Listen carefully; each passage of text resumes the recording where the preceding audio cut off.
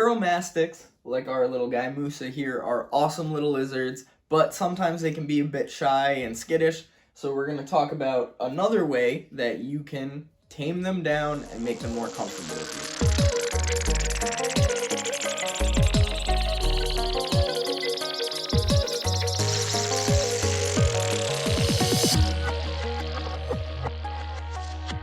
So we've done a video about our journey taming down Mr. Mansa Musa here, but something I forgot to mention is Uromastyx might not love people, but they love their food, okay? They're tortoises without shells, okay? So they're pretty much completely vegan.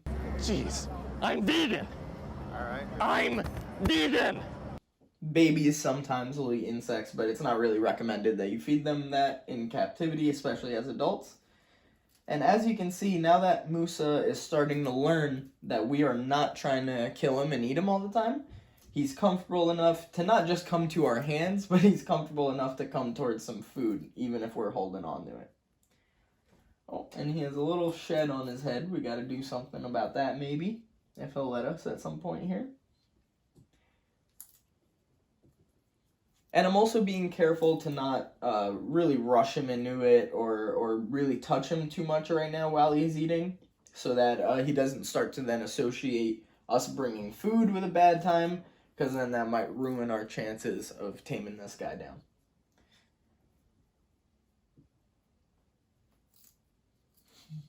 Crunch, crunch.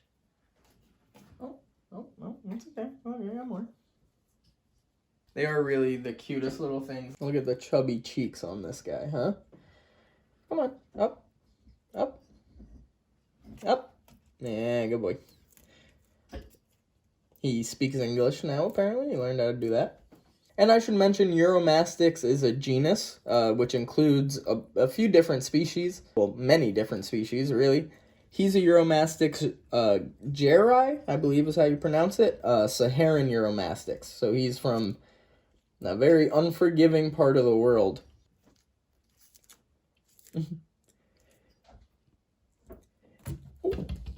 It's okay, we got more.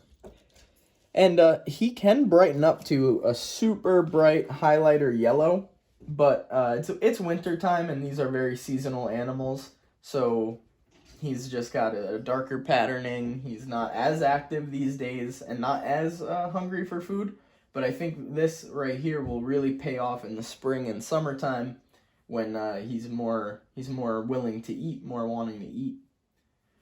Let's see if we can even get him to our hand here. Come on, buddy.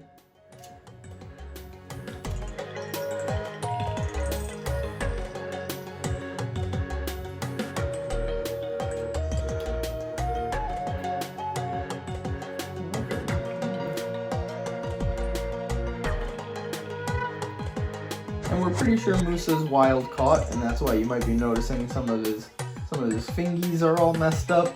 He's missing some nails, but that's alright. Come on.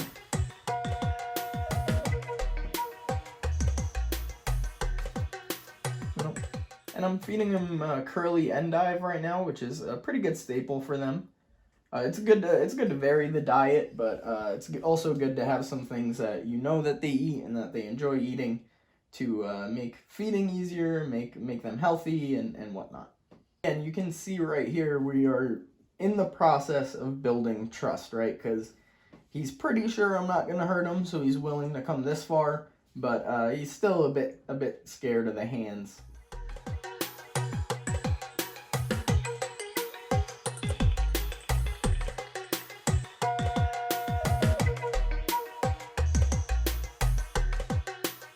As you can see, what I'm doing now is I lowered my level, because a lot of the time, being such a tiny little lizard, and especially the Saharan Uromastyx, don't do too much climbing. They definitely can, but most of their predators are going to be coming from above, right? Things like birds and other larger animals, because these guys are pretty tiny. Musa's a pretty decent sized one, so most of the things that they're really scared of are going to come from above.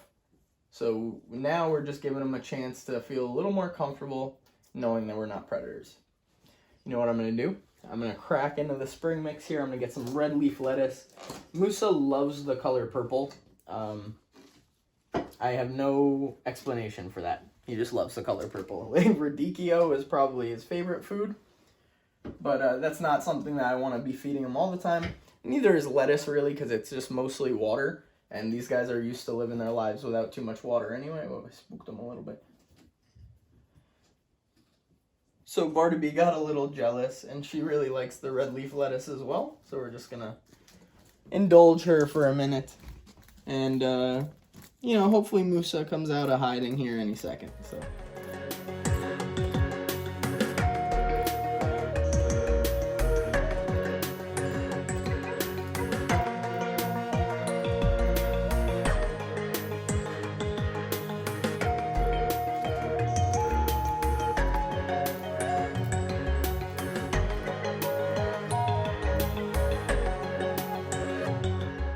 So Musa got a little bit scared, but so he went in one of those hiding places, but as you can see, we left him a little trail of lettuce here to kind of calm down. If we just went ahead and ripped that hide off him and then tried forcing him into this, he wouldn't have developed that comfort, you know, because now he's coming back out, and that's something he never used to do. When he was in hiding, he waited till he couldn't hear us anymore, and then he would come out. So now we're going to try again with this red leaf lettuce.